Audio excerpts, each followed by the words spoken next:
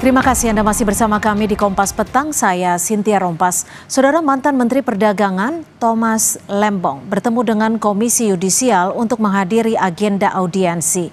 Hal ini menindaklanjuti laporan terhadap Majelis Hakim yang menangani kasus impor gula di Pengadilan Negeri Tipikor Jakarta. Usai pertemuan tertutup, Komisi Yudisial menjelaskan akan menindaklanjuti laporan Tom Lembong soal indikasi pelanggaran hakim yang memberikan vonis terhadap Tom. Ketua Komisi Yudisial mengatakan menaruh perhatian pada kasus Thomas Trikasih Lembong karena sudah menjadi perhatian publik. Selain itu, kasus Tom Lembong baru pertama ada pemberian abolisi dari Presiden sehingga Komisi Yudisial akan menindaklanjutinya laporan sesuai dengan kewenangan KY. Khusus kasus Pak Tom ini ya, karena ini menjadi atensi kita semua, menjadi momen penting, karena mungkin seingat saya baru pertama kali ada pemberian abolisi ya. Ya, jadi KY tentu akan menindaklanjuti laporan ini sesuai dengan kewenangan yang ada pada kami.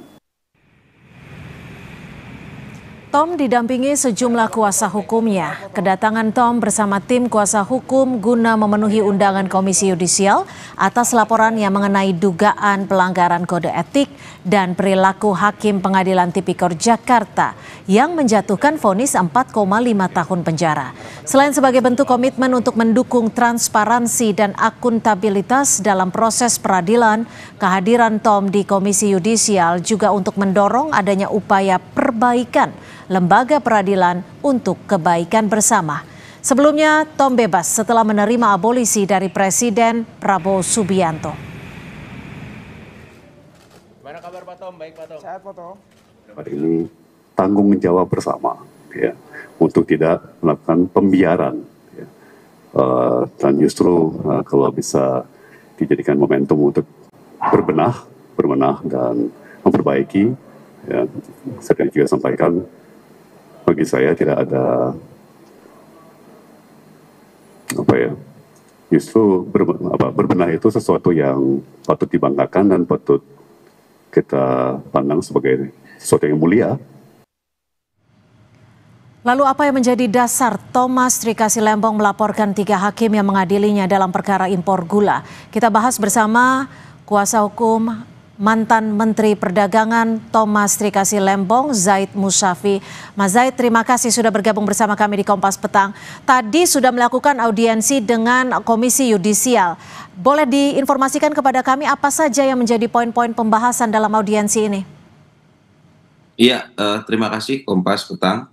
Yang pertama, audiensi ini adalah tindak lanjut dari laporan kami pada minggu lalu ya, atas dugaan pelanggaran kode etik yang dilakukan oleh Majelis Hakim perkara Pak Tom Lembong.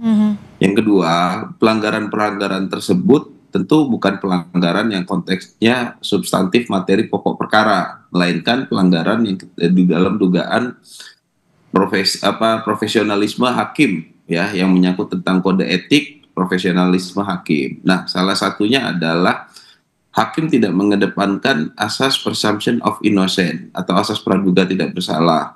Yang kedua, hakim juga tidak mencerminkan perlakuan dalam ruang sidang itu sebagai pihak yang netral gitu. Jadi ada beberapa kejadian yang menurut kita seharusnya hakim kan tidak berstatement sedemikian, tidak berlaku demikian, tapi kenapa melakukan hal tersebut? Untuk itu sebenarnya kemarin dengan ada atau tidak adanya abolisi, kita sudah mempersiapkan laporan-laporan ini.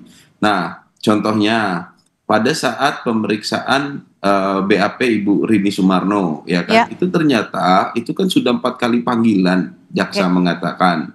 Nah, tapi Bu Rini Sumarno bilangnya lagi ada agenda keluarga di Solo. Padahal hakim ini punya kewenangan memerintahkan jaksa untuk menghadirkan secara paksa Oke. Kenapa dia tidak melakukan itu, malah melakukannya adalah memberikan izin kepada Ya. jaksa penuntut umum. Jadi artinya untuk secara membacakan garis BAP besar ini.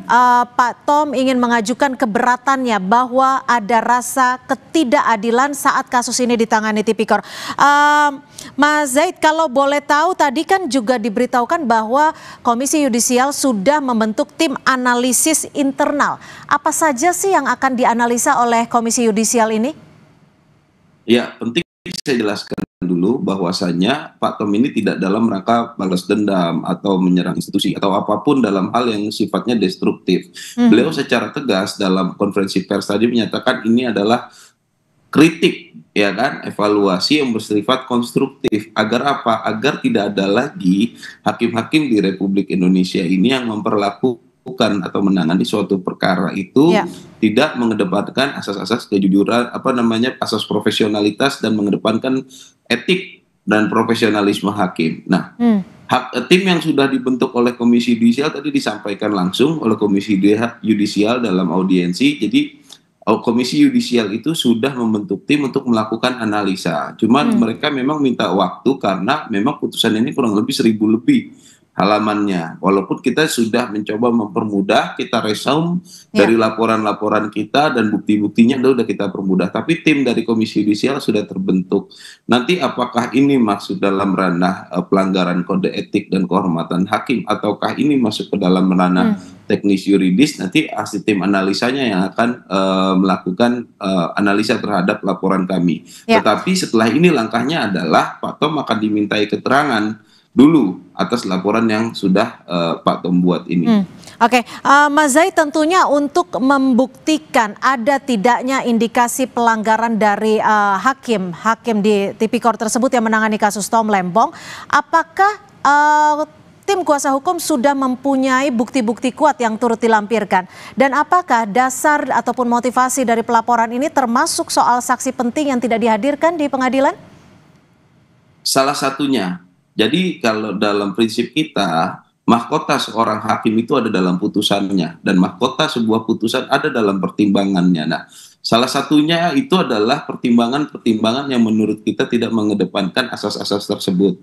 Di luar yang tadi sudah kita sampaikan bahwasanya ada dugaan-dugaan pelanggaran ketidakprofesionalan dan juga pelanggaran atas profesionalan hakim dan kode etik dalam menjalankan proses persidangan. Ada 2 poin tersebut yang kita prioritaskan. Nah, mengenai bukti, salah satu bukti yang kita ajukan adalah sama persisnya pertimbangan dengan isi BAP, yaitu adalah keterangan dari Bu Sri Agustin yang menyatakan bahwasanya yang perintah dari atasan itu adalah perintah dari saudara Pak Tom Lembong. Padahal Pak Tom tidak ada pernah menerbitkan perintah yang dimaksud dalam keterangan kesaksian itu.